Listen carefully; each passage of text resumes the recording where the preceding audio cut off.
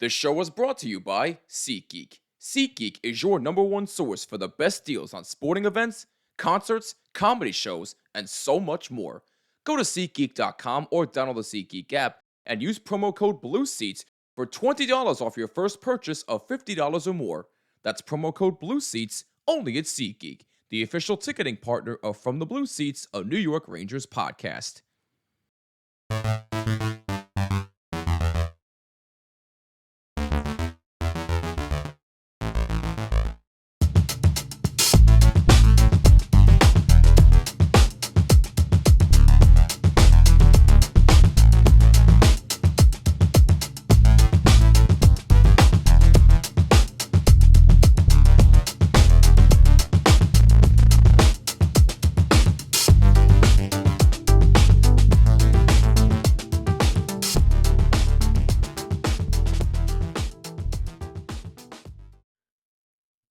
I'm really starting to run out of words to describe this season for the Rangers because it's literally the same damn thing almost every episode this season.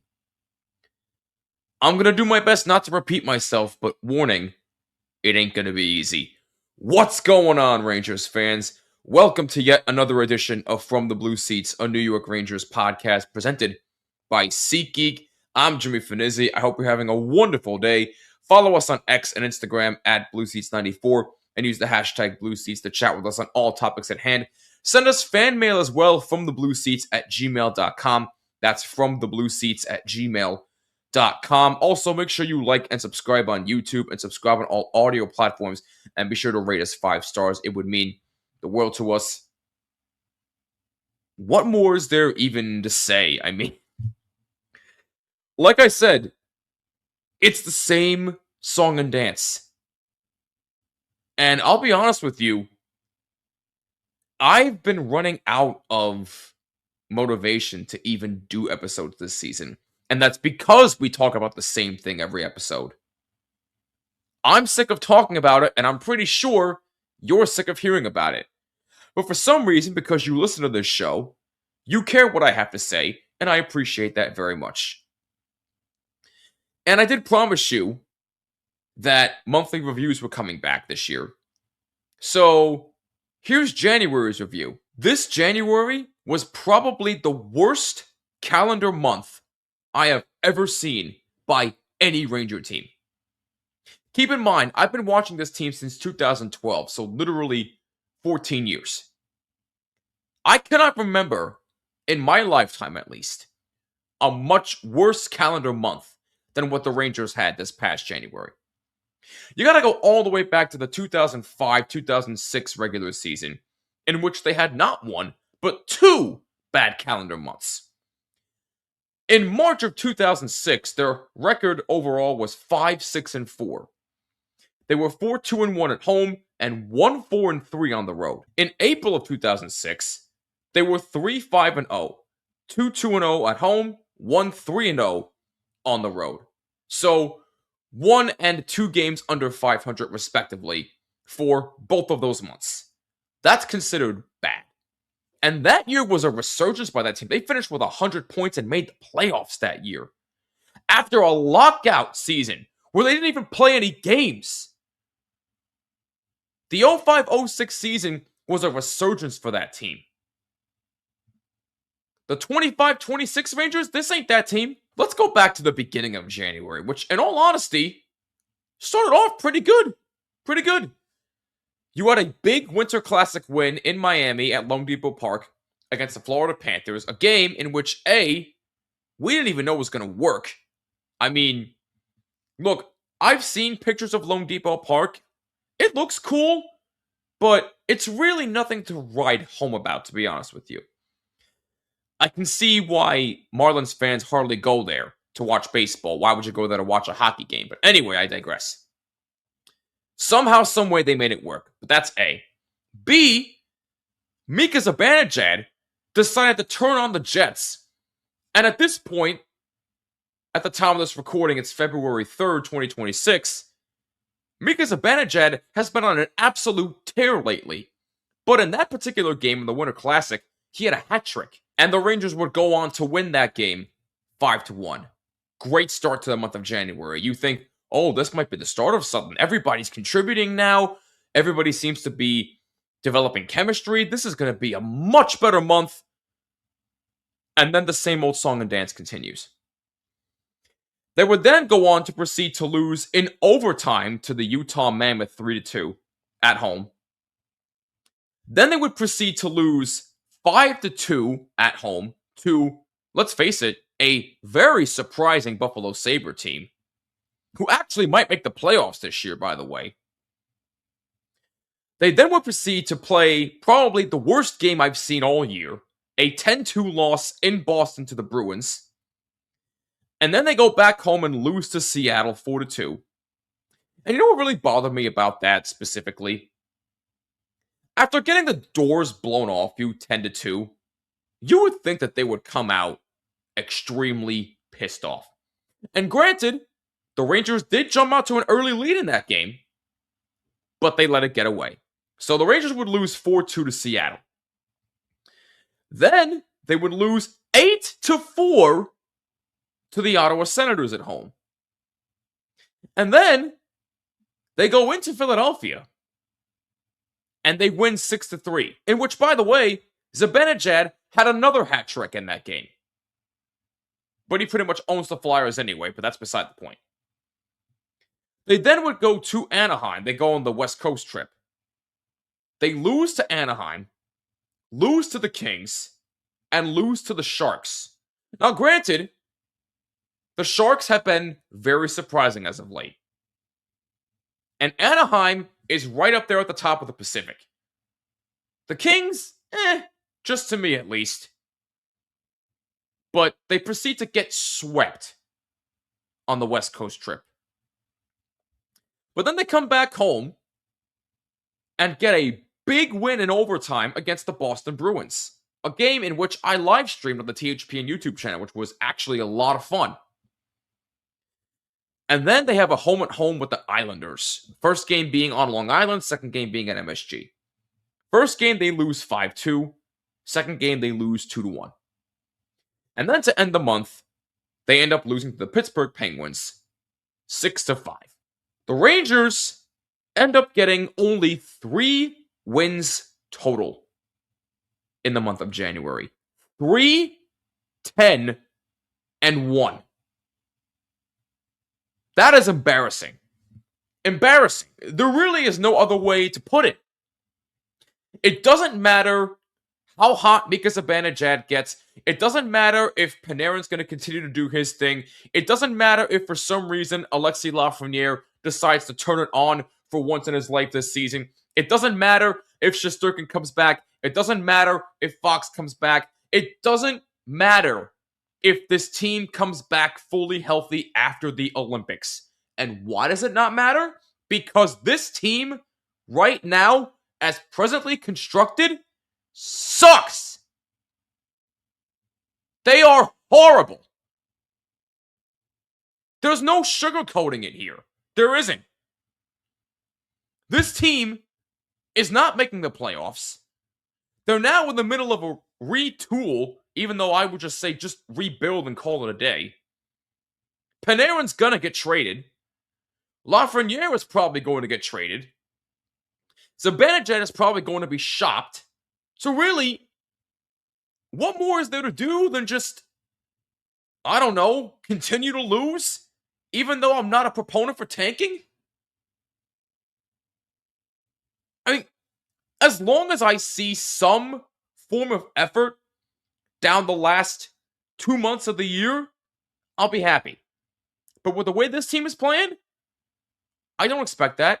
What evidence have they shown you that, oh, they're trying hard?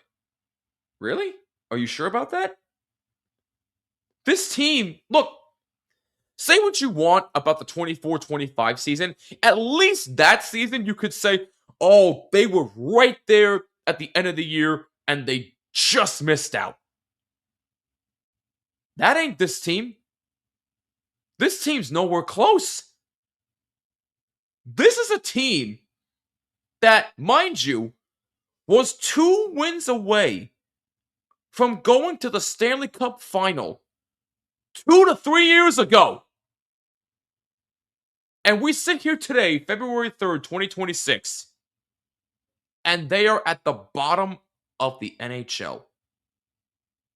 How embarrassing is that? Super Bowl 60 deserves a sportsbook built for the moment. DraftKings Sportsbook, an official sports betting partner of Super Bowl 60, puts you right in the center of the biggest game of the year. Now, we know anything can happen during the big game, and DraftKings has your back with early exit. If your player goes down in the first half, you still get paid in cash when your bet settles. No bonus bets, no waiting. And there's a lot to look at here for the big game as well. You can look at Kayshon Boutte, anytime touchdown score, Drake May throwing for over 200 passing yards, Sam Darnold for rushing touchdown. You can go any direction that you want to go. And if you're new to DraftKings, listen up. New customers can bet just $5 and get $300 in bonus bets if your bet wins.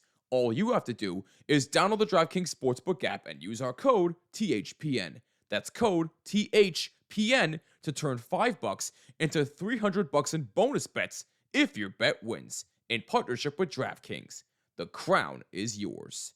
Gambling problem? Call 1-800-GAMBLER. In New York, call 877-8-HOPENY or text HOPENY at 467-369. In Connecticut, help is available for problem gambling.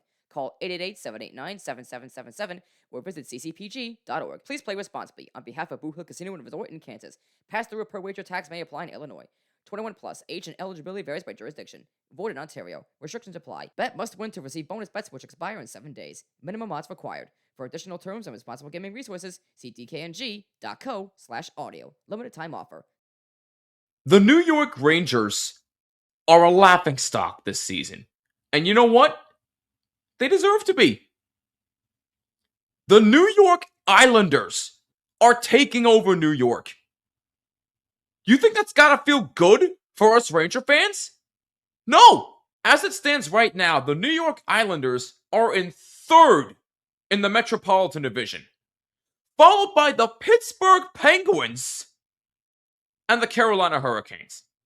Now, I've said the Metro Division is Carolina's to lose, and odds are they're probably going to win the division again, and deservedly so. But how did it come to a point where the Penguins and the Islanders are better than you? The Islanders! That probably bothers me more. You know, I have no hatred toward the Pittsburgh Penguins. I really don't. The Islanders is what bothers me more. I'm just really surprised with how good Pittsburgh has been this year. And heck, you know what? Hey, this might be Crosby's last kick at the can. Same with Malkin and Letang, even though I think Letang's out for a while, which sucks to see. But even still, the Islanders are 30-21-5. The Rangers are 22-28-6. The Devils are right above them at 28-25-2. The Rangers are the only team in the Metro that is under 500. How is this organization not embarrassed? How is Chris Drury not embarrassed? Even though he sent out the letter 2.0, which, me personally, I don't think it's going to mean a damn thing unless I see something drastic happen, like him getting fired. Does this organization just not care what's going on? I'm sure they're aware of what's going on, but do they care? I mean, if they did, they probably would have done something by now. But now that we're going to be in another retool, we're probably going to be in for a couple more seasons like this. And it's going to suck. But you know what? If things go as planned, and if they actually know what they're doing, and if there's actually a direction, I actually might be okay with a couple of more seasons like this. Because at least I know that they're trying to build something in the proper direction. Because, think about it this way. When the letter was first sent out in 2018 by Jim Gordon, he also said a retool. But they completely rushed it. And when Chris Drury took over the roster that Jeff Gordon had, he completely butchered it.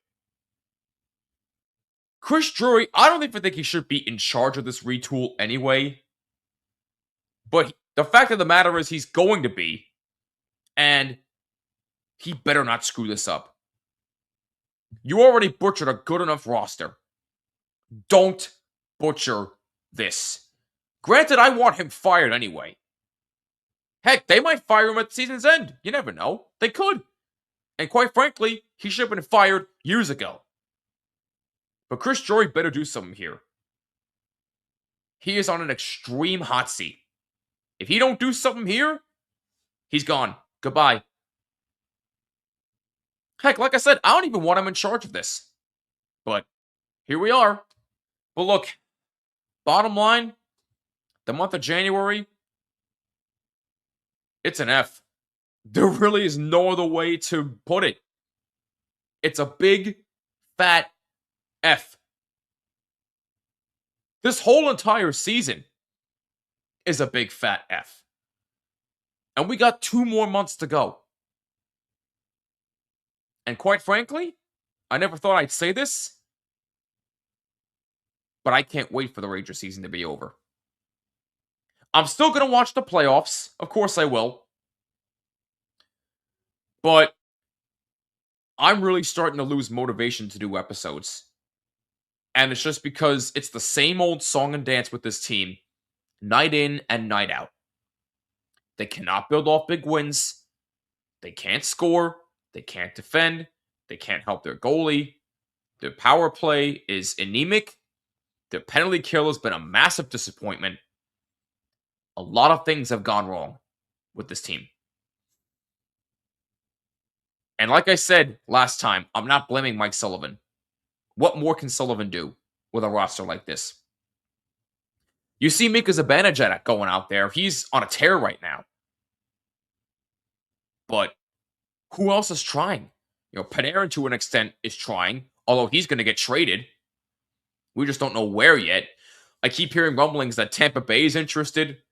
The Panthers are interested. So, I guess we'll see what happens with Panarin. And of course, once he does get traded, we'll do an episode on it. But at this point, there's really nothing more to say. And to be truthful with you, I don't see it changing. I really don't. The month of January was the worst calendar month I've ever seen by any Ranger team in my lifetime. In my 14 years of watching this team, I've never seen a team look so anemic and lackluster in my life.